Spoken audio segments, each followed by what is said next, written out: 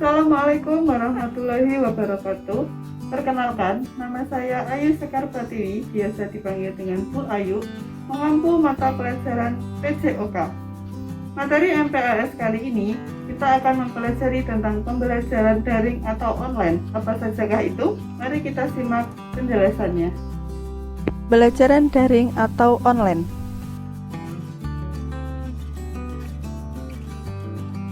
Pengenalan pembelajaran daring. Beberapa bulan sudah kita hidup dalam masa pandemi coronavirus disease 2019 atau COVID-19 yang mengharuskan kita untuk bekerja, belajar, dan beribadah dari rumah. Sekarang ini, kita akan memasuki tatanan kehidupan babak baru dalam masa pandemi COVID-19 yaitu New Normal. Menurut Ketua Tim Pakar Gugus Tugas Percepatan Penanganan COVID-19 Wiku Adhisa Smita, New Normal adalah perubahan perilaku untuk tetap menjalankan aktivitas secara normal, namun dengan ditambahkan menerapkan protokol kesehatan guna mencegah terjadinya penularan COVID-19. Jadi, New Normal adalah kehidupan normal yang baru, artinya kehidupan yang kita jalani secara normal, tetapi dengan pola hidup yang baru.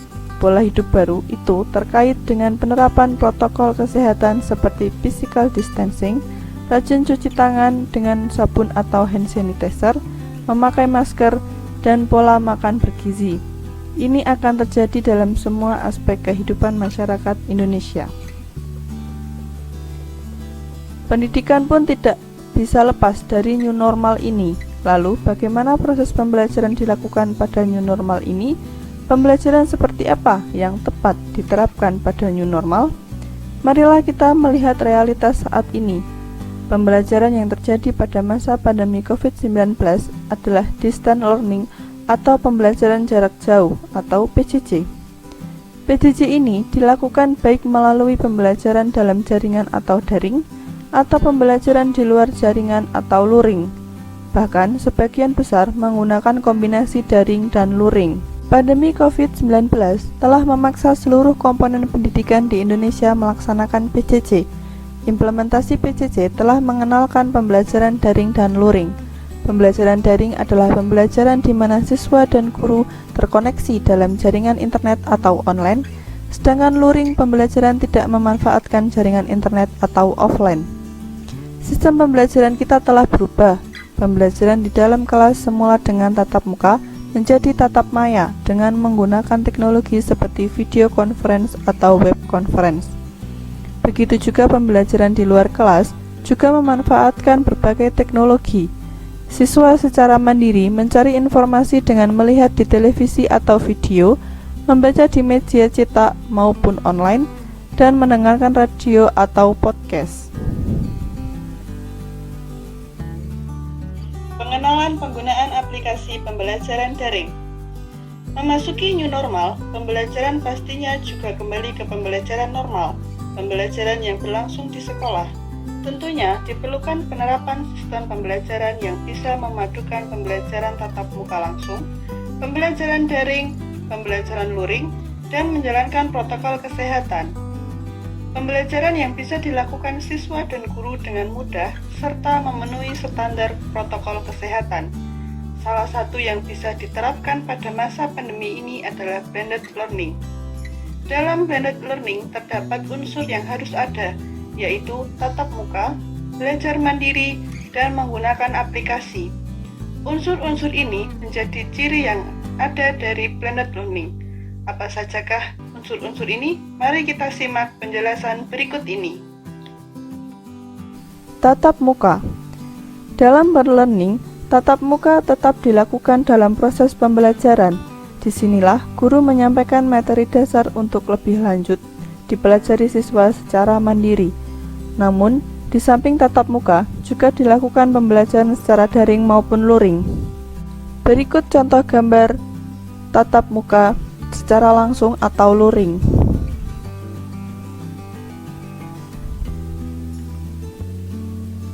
Kemudian ini adalah gambar contoh pembelajaran secara daring atau online.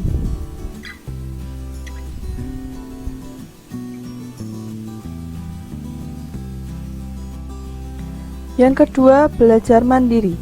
Setelah mengikuti tatap muka di kelas, siswa memperdalam pemahaman materi dengan melakukan belajar mandiri. Sumber belajar, waktu, dan tempat ditentukan oleh masing-masing siswa. Bagi Bapak Ibu guru yang membuat buku pegangan seperti handout, modul, ataupun buku paket yang dipinjamkan perpustakaan sekolah, kalian bisa menggunakannya untuk belajar mandiri. Buku-buku yang dibuat Bapak Ibu guru bisa berupa materi yang berbentuk PDF, PowerPoint atau sejenisnya, video yang kalian lihat ini, atau juga berupa link atau alamat surel yang bisa kalian akses menggunakan internet. Contohnya adalah link sesuai materi kebugaran jasmani berikut ini. Kalian bisa lihat di sini tentang materi aktivitas kebugaran jasmani.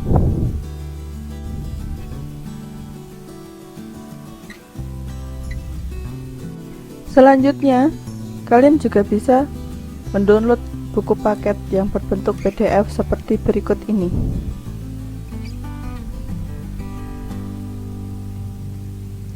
Berikut ini adalah tampilan dari PDF sebuah buku paket. 3. Menggunakan aplikasi. Tak jarang, Bapak Ibu guru juga memberikan tugas menggunakan aplikasi tertentu. Dalam pengerjaannya, siswa menggunakan aplikasi untuk berkomunikasi dan berinteraksi secara tidak langsung dengan guru atau teman yang lain. Aplikasi ini biasanya menggunakan yang sederhana seperti WhatsApp atau WA, atau menggunakan platform tertentu yang lebih terpadu seperti Microsoft Teams, Google Classroom, Google Form, YouTube, dan sebagainya. Apabila Bapak Ibu guru menggunakan form, kuis, atau sejenisnya, kalian akan diberikan alamat surel atau link untuk membuka tugas tersebut. Tugas ini biasanya berupa soal-soal penilaian harian. Tinggal dibuka saja link tersebut, kemudian kalian mengerjakan sesuai petunjuk. Setelah selesai, kalian submit dan otomatis tugas tersebut terkirim kepada Bapak Ibu guru. Mari kita lihat contoh kuis berikut ini.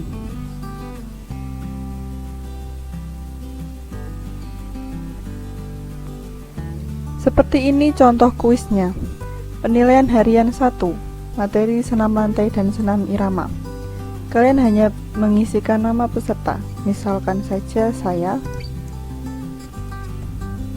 kemudian kelas saya,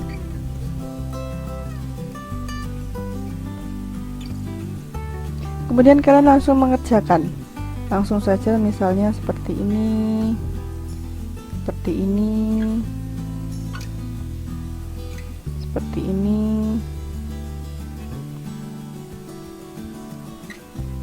seperti ini. Kemudian kalian kirim. Terima kasih. Nah, setelah mendapat notifikasi seperti ini, berarti tugas kalian telah terkirim. Bisa juga kalian mengupload foto melalui Google Form. Bagaimana caranya? Mari kita lihat penjelasan berikut ini. Nah, ini dia contohnya. Pengumpulan tugas. Terdapat berbagai petunjuk seperti ini. Kalian isikan saja, misalkan saya. Kemudian kelas. Next. Nah, kalian tinggal upload saja add file foto kalian yang akan kalian kirim. Kemudian submit. Terima kasih sudah mengumpulkan tugas. Nah, berarti tugas kalian sudah terkumpulkan.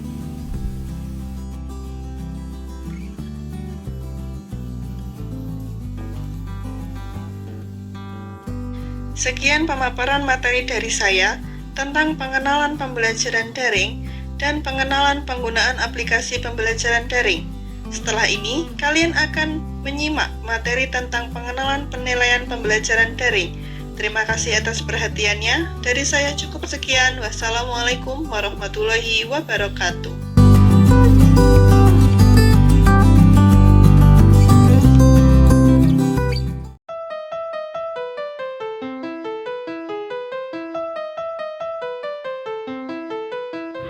Jangan khawatir, penilaian tetap bisa dilakukan dan dilakukan secara daring juga. Nah, kita lihat penjelasannya.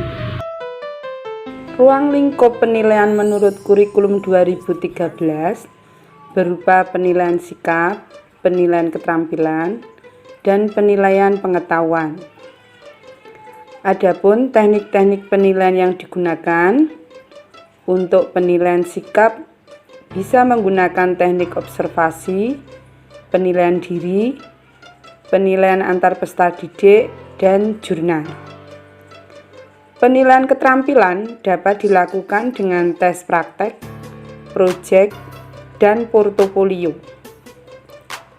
Sedangkan untuk penilaian pengetahuan dapat dilakukan dengan tes tertulis, tes lisan, dan penugasan. Bagaimanakah penilaian sikap dilakukan pada saat pembelajaran daring?